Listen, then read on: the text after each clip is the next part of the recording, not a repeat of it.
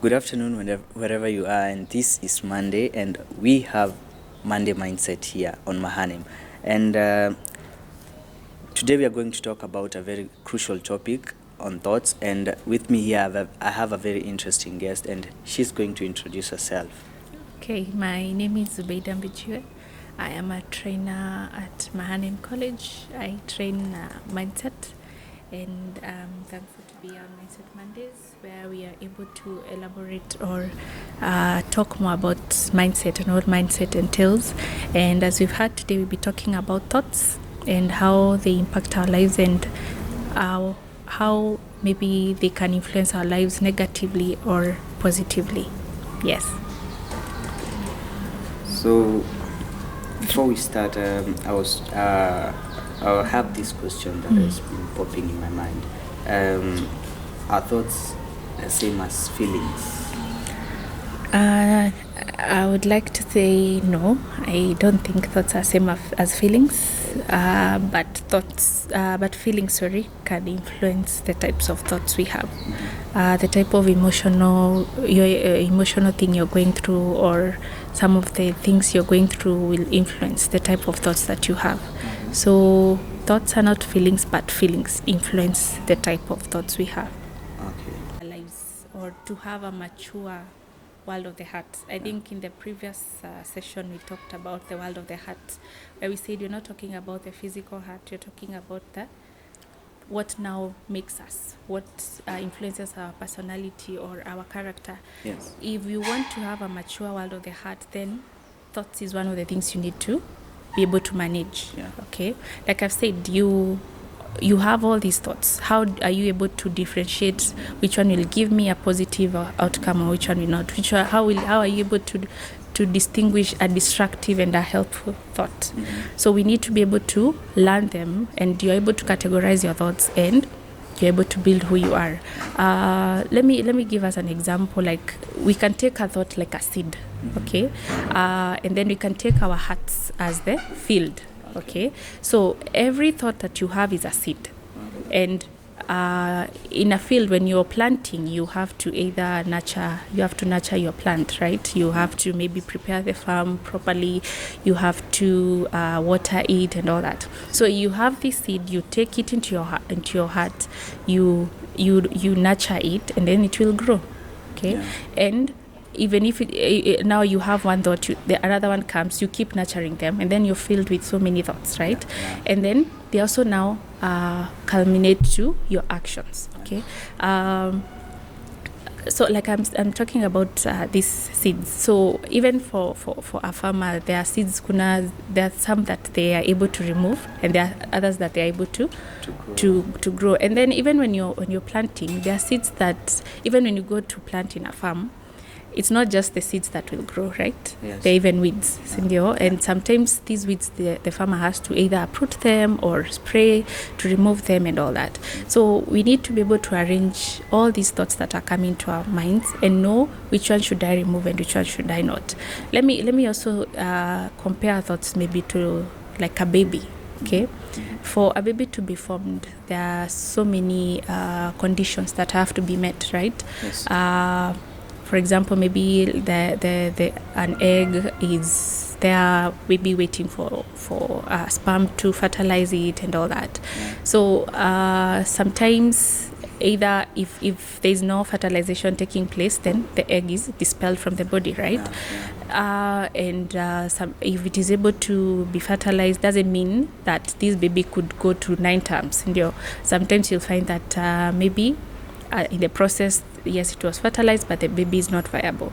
Or now even though a baby is born, that does not mean that this baby will become healthy at the end, right? Yes. So we can compare our thoughts to such. Yes, I have these thoughts, and maybe, for example, you want maybe to really excel in your studies. You have this thought, then you have to do something towards this thought to be able to make it viable, right? Yeah. And like I've said, even after fertilization takes place, it doesn't mean that this baby will reach term, right? Yes. And even if the baby is fertilized and it's growing, then you'll find that as the baby is growing, then even where the baby is kept in the womb, it has to keep increasing in size, right? Yeah, Too. yes. And at some point now, you're not even able to hide this, the evidence of fertilization. Yeah. Yes.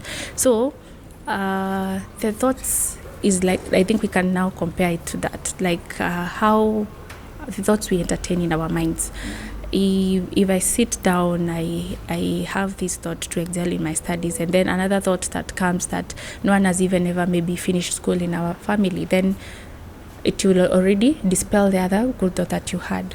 So being able to arrange and know how to think deeply, how to know which ones to cultivate and which ones not to is very important in our lives. And like I was saying, you'll find that there are thoughts that are also there to remove the good thoughts that we have.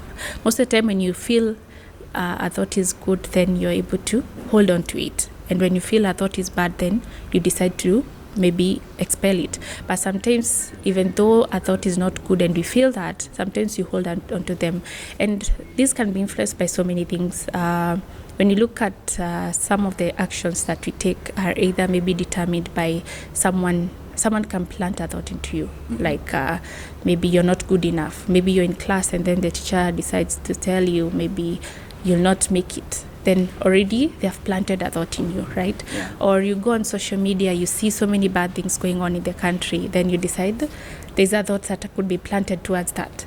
Or you read, sometimes even the way, even I think even some of the funny things we see, like memes, it could plant a thought, like maybe just someone comments and says, women do not deserve to live. Then someone might get, a thought might get planted in someone thought that women do not deserve to live, and they decide to go killing women, right? Okay. Or like the common one that men are dogs, and then you decide, hey, I cannot maybe entertain men in my life because men are like this. So there are so many things that will influence how we think and what type of thoughts get planted in our hearts.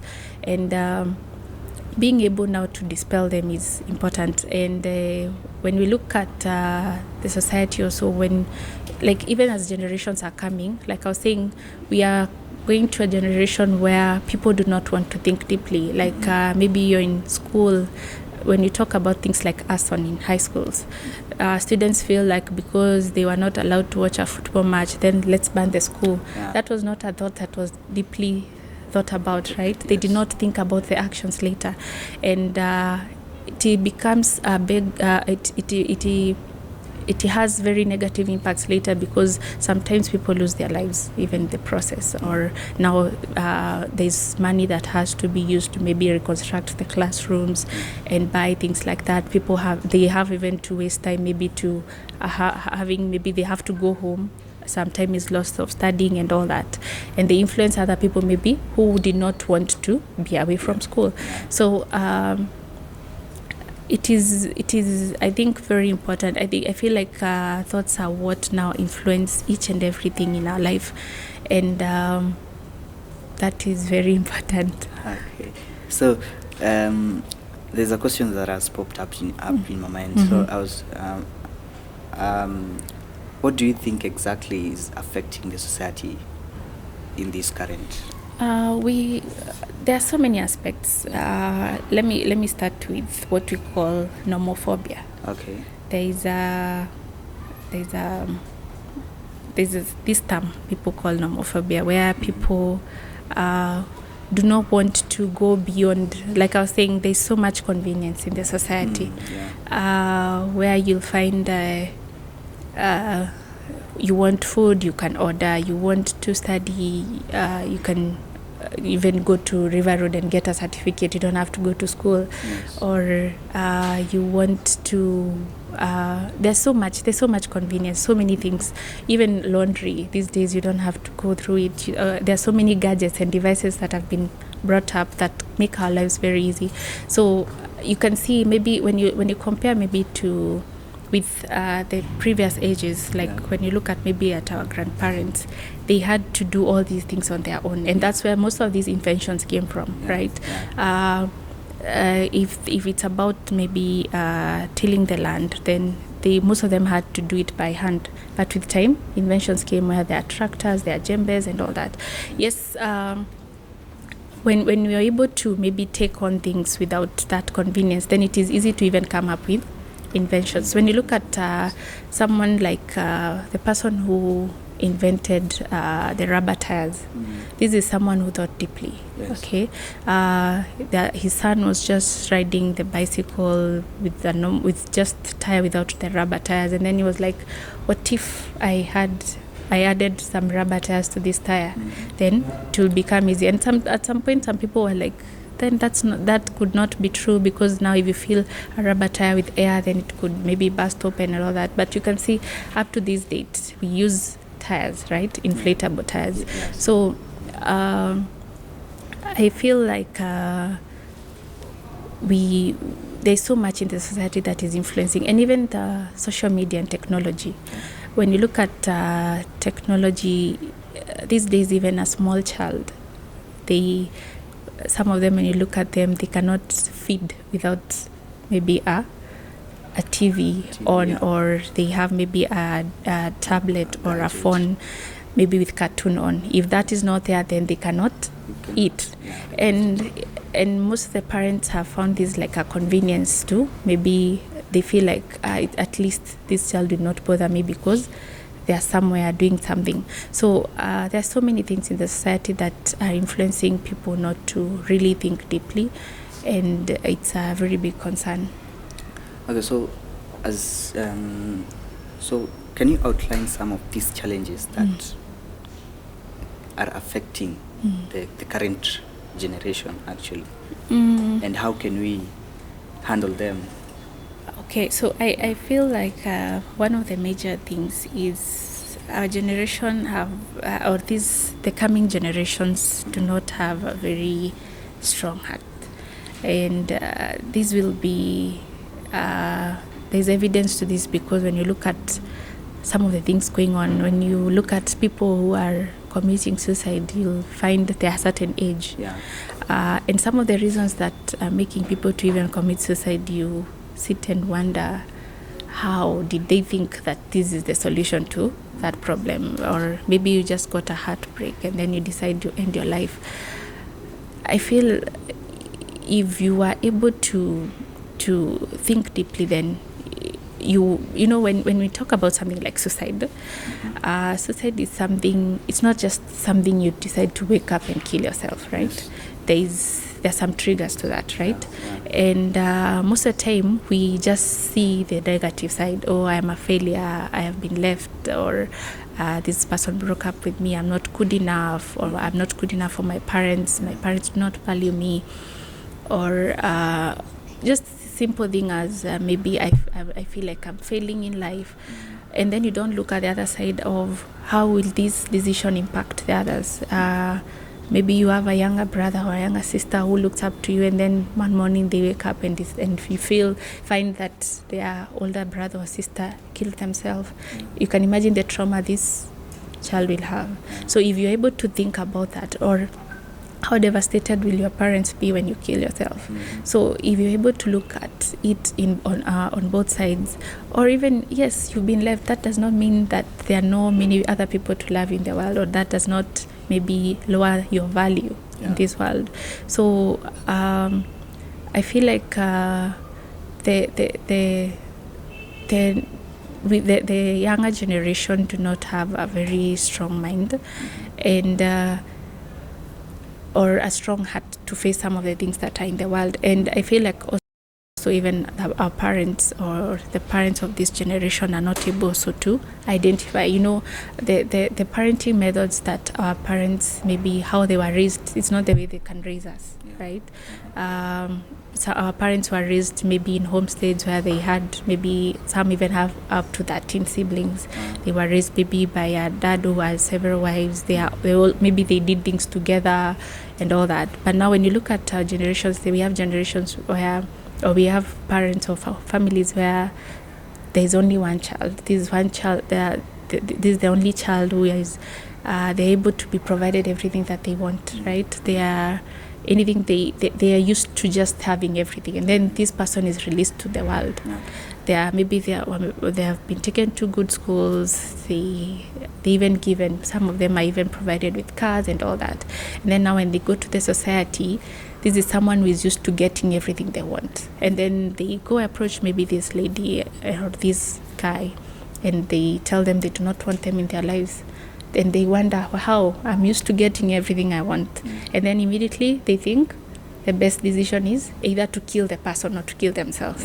So I feel even how our parents or the parenting styles also are, I think the more we're moving in generations, we also need to think how to approach, because the problems that our parents had when they were teenagers are not the same problems we have as teenagers, and are not the same problems our children will have when they are teenagers. So we need to do not leave your children to be raised by their house helps, or you're always busy, your child does not, you only talk to your child to send them money, or you see each other maybe in the morning, or some parents do not even see their parents. So there is that disconnect also between the parent and the children. The children are left to be raised by social media, house helps, and their friends also, or their peers. How maybe they feel like how maybe this parent raises the other child is how I should be raised and all that. So I think there is a disconnect also there with how parents are raising their children. Okay. Yes. So, as you're parting short, what is the message to the viewer back there on who is going through these challenges and setbacks? I would like to say one of the things that would help us as a generation is connection. And connection in the sense of having someone you connect with, maybe who is not on the same level as you, because some of the decisions that we make are influenced by the people around us. And one of the ways, one of the things even mindset emphasizes on is having a mentor in your life. When you have a mentor in your life, they can also be like the person who cultivates your heart. Okay. Yes, as you know, like a farm has to have a farmer, right? For them to know what seed to plant, which seed is good for this farm, which seed is good for this farm. So having mentors or a connection or a community also is very important for our generation. Do not, because I think we've seen so many youths these days also choosing to isolate. You feel you're going through something, you feel like no one will understand you, and then you choose to isolate. You feel like that's the best decision. I would rather solve my problems on my own. This is the best thing. And it is not a very good place. I recently I saw in Japan they have what they call hikikomori. These are some people who decide to never step outside their homes, or they only step outside at night because they have this feeling that the world is so ugly out there, or there's so much convenience in the house. The whole day they can just play video games there, and then again their parents are enabling them. They are providing them. You find someone is around 25 years of age, they have never left the house.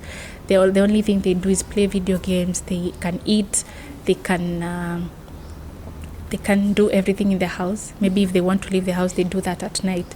And you can imagine allowing your child to do that up to maybe they are 30, and you're just keeping them in the house and enabling such behavior. So that isolation also, I think isolation is a very is becoming a very big it has a very impact on our lives, and I think we'll talk about it deeper as time comes. At what point do you get to isolate, and how do you now evade isolation? So I would like to tell our generation to make sure you have a mentor, have someone. And when you talk about mentor, obviously this is someone who is maybe has more experience than you, or they could also be maybe in the same field that you are in, and then they are able to nurture you as you grow, and also be able to connect with other people.